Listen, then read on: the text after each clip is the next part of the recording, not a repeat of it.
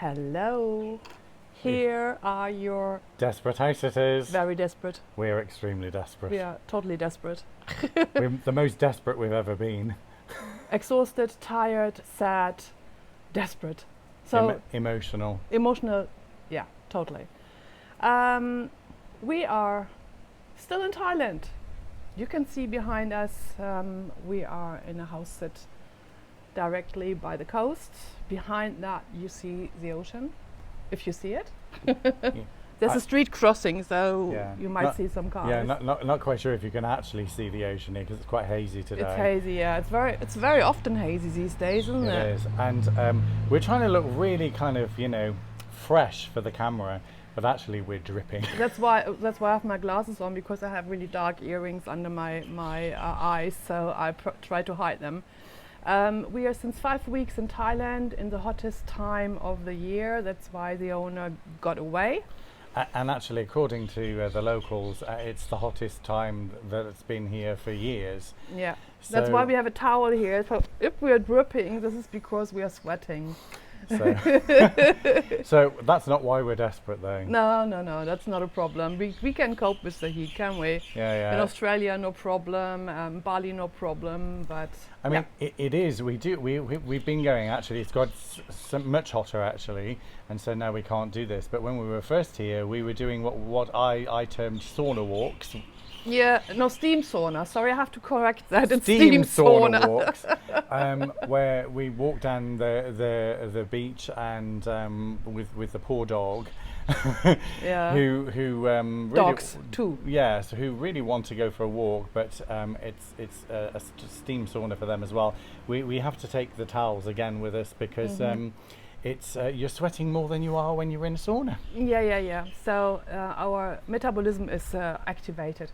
Anyway, so how did we get this house sit? This is the first time we didn't take a house sit via house sitter pages, because there's not many offer here in Thailand through house sitter pages. So we got this house sit via Facebook, a Facebook group, house sitters in Thailand. And we applied, and we had a nice introductional call with the owner. Yeah. And we thought, sounds nice. 3 dogs to look after and a cat. And of course, it sounds really attractive, isn't it? You have your own pool, and it's right opposite the ocean. And you think, oh, this is diamond. Yeah. This is gold. And Merlin was really flashed because she said, no, you don't have to do anything in the house. I have a gardener. I have a pool man and a maid that's coming and doing everything for you. You just have to look after the dogs. So we were like, sweet. So we got, wow, this would be our first luxury house sit then. Well, didn't quite turn out like bad that. word. It's not. It's not. Well, where do we start, Merlin? Maybe when we arrived here, we had a 1.5 day handover. And when we had the introductional call, it was she told us that one of the dogs is very old and she had a hip operation, and we might have to help her getting up when she's inside because she's sliding on the tile floor. Yeah. And we said, yeah, that's not a problem. And that was all the information we got. And when we arrived here, situation had deteriorated, so she was had swollen lymph glands in her body. The dog, not the owner. and basically she was on medication, and we had heavy medication. We had to continue this medication, and then this made the situation worse. So. Yeah, and before we start to tell about the dog story, which is really the one that why we're very desperate, maybe a little bit around what you think you get when you have a maid and a cleaner that's a maid, and a poolman and a gardener. Well, as we are in Thailand, a lot of expats here have people helping around the house. That's quite normal, which is nice for us. And we thought, yeah, with this nice house, it would be nice not to do the cleaning. But unfortunately, I mean, the pool man is fine, isn't he? He's really... he comes twice a week, he does his thing. But we never know when he's coming. No, we never know when he's coming. And this is one of the things that I kind of want to talk about a little bit around the help, is that there's no routine. They don't seem to come, they just come when they like. So what we found was that the maid, the cleaner, and we'll talk more about her in a minute, just turned up any old time, and she'd just appear. Yeah, inside the house, no privacy for us. So bear in mind that when you're in a hot place, and let's face it, most people, when you're in a hot place, you'll either walk around in your underwear or your swimwear, or whatever, or less, right? or towel around you or whatever. Yeah. And so, no privacy. No privacy. Anyway, so the gardener is a nice couple. They're really very nice, and they're, well, again, they have, I think they come quite regularly. They kind of have their days when they come, and they do their job. But again, you can't go in the garden during that time. You get tired. Somebody's driving around with a with car. a loudspeaker on the car. And saying something which we don't understand. Maybe it's political, maybe it's just a communal information. I have no idea. We have no idea what's going on, but you will hear it.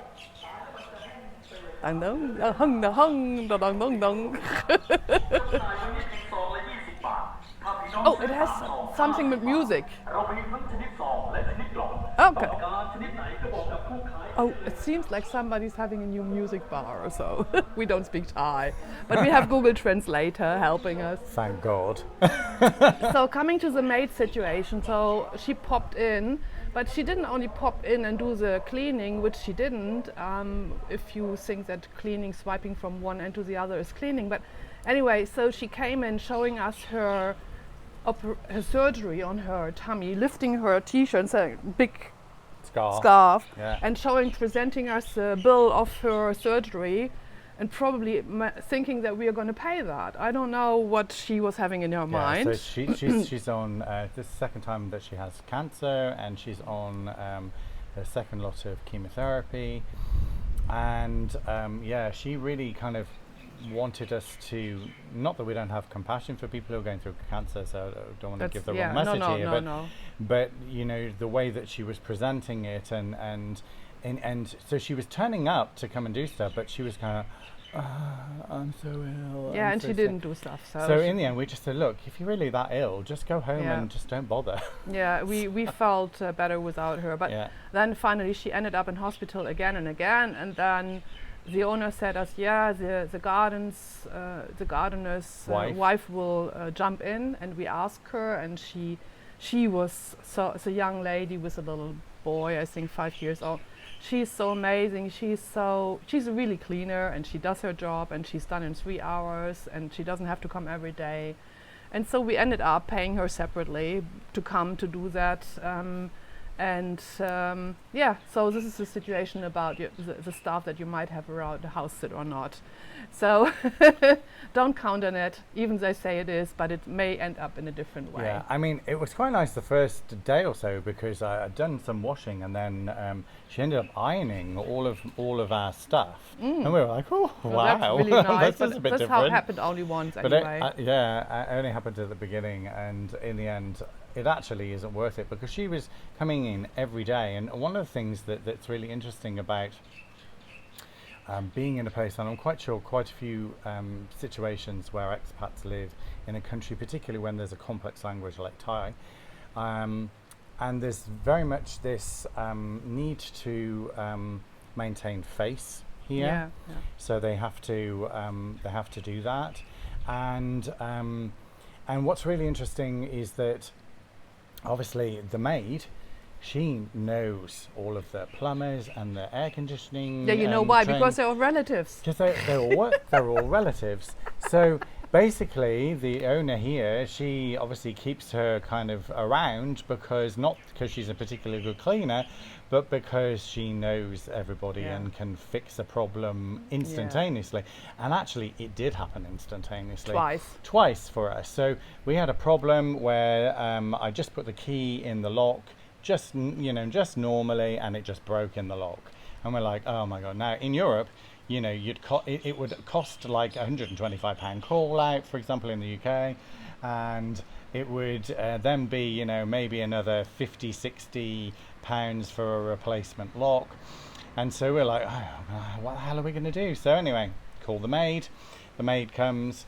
Oh yeah, I'll sort it out. About half an hour later, we've got a guy with a replacement lock replacing the lock, and it's all done within probably an hour and a half of it happening, and only cost 200 baht, which is about £8. £8 £8. yeah. Or 10, so 10 €6, euro. well, yeah, €10 about that. So it was really thing. But again, when you are house sitting in the tropics, make sure how is the condition in the house. A video view around might not be enough, because this house looked very nice when we having a video chat, but then we found out that you can't even have a breeze through here. The building is misconstructed, so you can't open front and back, and so you have the wind coming through, meaning we have 2 stories, and the upper story are the bedrooms. Up there it's like 40 degrees every day. It is really like you walk up the stairs and it's like walking into a sauna. You can't sleep in there. It's no way to sleep in there, so there's air conditions if they work. And again, we had the situation that the air condition in the main bedroom didn't work. And then the maid jumped in, and her nephew came around, did a first cleaning, and then a couple of days later a total cleaning, because she said the air cons haven't been cleaned for how long? Oh, she just said for years. For years, and they looked like that. We did video record that.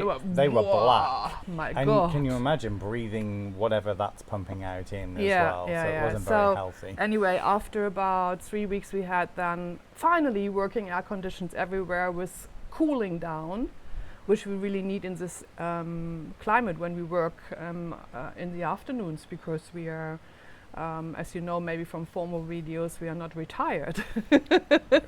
We are still making our money on working online with our customers.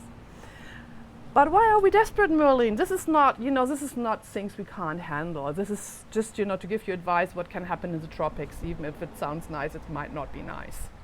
And but the real just one more thing before we go into the real desperate situation, is that we actually met a couple here who were friends of the owner, and they were house sitting quite extensively here in Thailand. So house sitting is available here, and it is a done thing, particularly mainly for the expats community. So we're south of Hua Hin. Here in Thailand, and there's quite a big expat community in and around Hua Hin. So, if you do kind of want to do house sitting in Thailand, then this is definitely an option. Yeah, even so you don't find it on official pages. Yeah. So look on Facebook, as you said before. But be very careful and picky before you go for a house, because you can't look at previous referrals or recommendations from previous sitters. So you're actually stuck with what the owners tell you, and in this case, like we will continue now, you don't know what really is going on, and you don't know really if the house is in the way that they described it. Like here we have a main road behind us between the ocean, and we were here in a high season for New Year. I tell you, this was like being on the main highway. It was totally noisy all night with music. We couldn't sleep for hours, and in the night, main trucks driving through, and even so you think, oh, you have a house by the sea. It's not always what you think it is. And even you think the house looks nice from outside, maybe the furniture inside are crap. Like we have to sleep on concrete beds. And this is things like you don't know until you're there and you experience it. They're not literally concrete, but they feel like concrete. Yes, they feel like concrete, and we are not 20 anymore, so we like to have a little bit of a little bit of cushion on Honestly, our hips. we've had to put duvets on top of the on top of the mattresses to be able to sleep on them. them. Able to even sleep on them, and even then, thank goodness we're able to get regular massages, because we really need them. This is really great. So anyway, why are we desperate? So this dog that we were telling you about earlier, who was 15 and a half, and basically she just deteriorated. We finished the medication. The medication was really hard on her, and she was really not good. And then when she stopped the medication, she seemed to be better for a little bit more there. Yeah, for a little while. Yeah. And then it got worse again. Yeah, and then we were asked to bring her back to the veterinary clinic, which is about an hour drive each way. So we did that. The doctor checked on her and said she's in a very bad condition, and she would propose to euthanize her because she's old and there's not much they can do for her. She had the lymph nodes throughout her whole body were swollen, and in fact, the ones in her throat here were like the size of golf balls, really big. And she couldn't walk by herself. Yeah. She couldn't get up. Doesn't matter where she was, inside, outside, doesn't matter. She couldn't get up, and we were giving all this information to the owner, but the only reply we got back put her on painkillers. So we had to get painkillers. Driving back to the clinic, getting painkillers. And then that didn't really help. No. And so we kept informing the owner, you know, this situation is really not good, and she was just like, oh, I don't know what to do. Now let's just talk a little bit about euthanization here in Thailand, because I think it's important that we make this point. So because of the Buddhist faith and the Buddhist religion here, which is predominantly the predominant religion here in Thailand, is that they have some unique ideas around sterilization and euthanization. And so to an extent there is sometimes a belief that, for example, if you sterilize your animal, then you will be sterile in your next life. Some people have that. Some people have that belief. And the same is kind of similar with euthanization. If you euthanize your dog, then you're going to have a karma in your next life. And this is what some of them believe. So there is a challenge with some of the vets agreeing to euthanize animals, and it has to be some very stringent circumstances when they will actually euthanize. However, we've had this conversation with the vet when we'd gone to the clinic, and she had said that she would be prepared to euthanize. So we didn't want the responsibility as house sitters to have to obviously make that decision. It should always be the owner's decision, because, you know, and all we could do is inform the owner, your dog is in pain, your dog is suffering, this is what's going on. But she refused to make a decision. For weeks. And so the impact of that was that the poor dog suffered, and suffered for weeks. And we suffered with her. Because we love animals, because we are very in tune with what the animals are feeling and what they're going through, we found ourselves in pain too. Yeah, and physically as well, because we had to get up several times at night because she was barking, to help her get up, to go out in the garden for a wee, and to bring her back in, and, you know, to help her eating. You know, it was like a full-time job here, and even when we were working, we had to reschedule our calls so that one of us is able to work and the other one is able to look after the dog, which is really a challenge for us. Yeah. And so we were going through this for weeks, and the owner just decided not to make a decision. So she was miles away, and so she wasn't actually connected to the day-to-day stuff that was going on. Yeah, we got one response. Oh, I'm so sorry that your holiday might be a little bit. What would you say? Your holiday might be a little bit. Or not what you thought. Not so comfortable. And she doesn't even. I mean, she knows that we are working full time. That we are not on holiday here. But anyway, so this is what we faced. Well, the phase came to an end when we got again to the clinic, got new medications because we ran out of medication, and asked for another extra medication because the dog was really very in pain at night, and she was barking and howling, and keeping, and so we were getting up in the night, and so is there something, we asked for something to see if to keep the dog calm, and actually the vet explained that this was part of the phase of dying. She was saying this is what happens. They start barking and being more vocal at night. Yeah, getting disorientated. Disorientated, sleeping in the day. And so, we knew that this was the phase that she was in anyway. So once again, we sent all of this information to the owner. Videos and pictures and texts. So she couldn't even, it got to a point where she couldn't even stand up at all. So we had to put a towel underneath her, both of us hold her. It's a big dog, so she could wee. She couldn't, she had to poo lying down. And finally, the owner agreed to contact the vets and give permission for euthanization.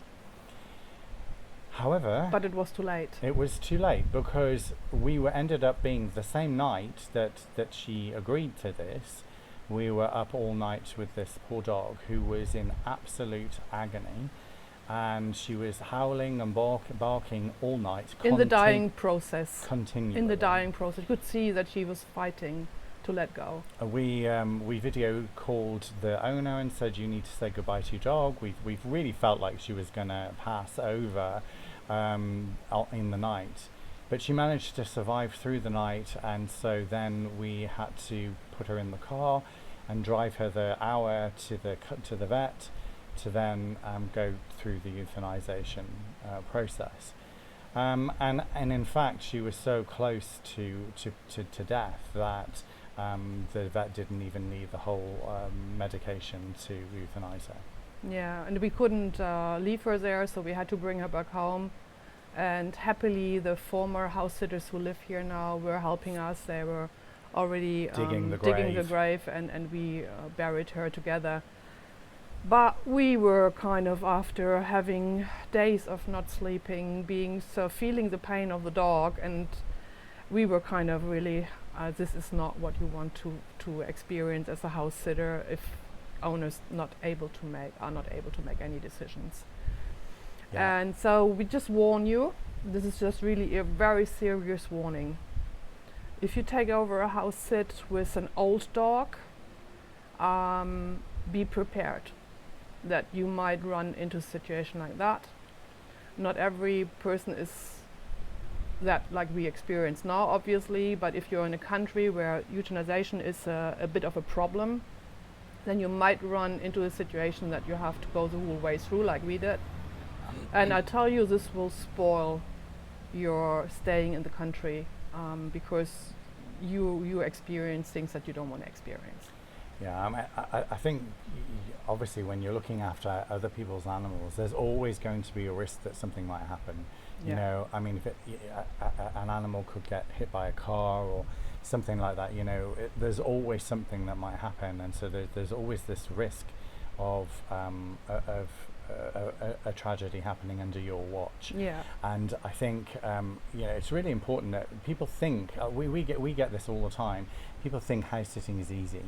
They think it's you just go and you just feed the animals, or you take them for a walk and then you get them free accommodation, and you're in Thailand and you have a maid and a poolman and a cleaner, but it's sounds not amazing, but it's not. Actually it's actually hard work at times, and so I think it's good to be realistic about it. If you've not done house sitting and you're considering doing it, it's just important to really kind of see it from every angle. It's just not like an easy way of finding cheap accommodation. Yeah, and another recommendation I would like to give you is maybe you make a written agreement with the owner, just in case that the animal is seriously hurt or in a serious condition, that you make the decision to utilize and not them, and not waiting for the decision to come and see the animal starving. I can just give you another example. I was farm sitting in Western Australia a couple of years ago, and it was in a farm in the middle of nowhere. I had to look after 2 horses and 2 dogs, several cows. And you know what the owners did? They said to me, look, if you're going out with a horse, because I was going out horse riding the horse, if you go out with a horse or the dogs and there might be snakes, there might be something happening, you must be prepared to release the animal immediately. And I said, what do you mean with that? Yeah, did you ever shoot? Here's a gun. I said, what? Yeah, if you don't, we show you how to use a gun. So you do some test shooting. We want you to release the animal immediately. Don't call for a vet. Just do this. Doesn't matter if it's a horse or a cow or a dog. Just please do that. So you see, there's different behavior structures there from people having responsibility for their animals. They say, because until the vet is here, the animal suffers for hours. We don't want that. So if you think the horse was or the dog was bitten by a snake, please, just finish it off. So you can have owners like that. Or like many years ago, I looked after many chicken somewhere in Germany, and these were rescued chicken. And one of the chicken was quite sick and was kind of, picking her own eggs and doing a lot of things that chicken normally don't do. And she was in a very miserable situation. I informed the owners and told them, look, this is one of the rescued chickens doing this and that and that. And she accused me by not taking care of this chicken. And I was kind of, what the hell is she telling? I don't understand that at all. So you have different perspective on owners and relation between the owner and the animals. And make sure before you take over, what is their expectation and where is their limit? Yeah. And where is your limit? Yeah. Because if you have a limit like, I can't shoot an animal, so never take over. Or if I can't euthanize an animal, or can't take the responsibility or make the decision for when's the right moment, don't take it, house it. Or if you have an overprotected animal or a chicken, whatever, and you think this is not an animal life that the animal is living anyway, so don't take it. So you have to be very clear how far your borders go and what you want from the owner to give you before you take over. Yeah, I think another piece of advice I would say is document everything. Yeah. So make sure that you take photographs, that you're informing the owners, that everything is there, that you've got proof that you did stuff, proof that you did, that you had conversations, whatever it might be, because you have to be really, really clear here that the tables might turn and they may turn around and accuse you of doing something that you haven't done, and you need to have the evidence that you did the right thing. Yeah. So summa summarum, 1 more week to go. Yeah. Now we are quite relaxed because the other 2 dogs are fine. We walk them, we feed them, we cuddle them. The mate is still in hospital. We have the other one coming in twice a week doing the necessary ground cleaning, which is fine. We do the rest. So we are the last week at least is like looks like it's going to be but we're okay. We're just kind of getting over the aftermath of everything, because this was just a couple of days before recording this video that this happened. So it's good that people just realise that it isn't always this smooth sailing, nope. Kind of idyllic kind of life of being a house sitter. So yeah. So hopefully our video is inspiring you to be more clear about what you want, what you don't want, what you accept, what you don't accept. We get more clear now. We know more what to ask in future and where is our borders, what we want to have before we take over, especially when you look after older animals. And we wish you a really good time. If you like this video, please don't forget the thumbs up, share, subscribe to our channel, and talk to others about this so they don't make the same mistake like we did. Okay, bye bye. See you next time.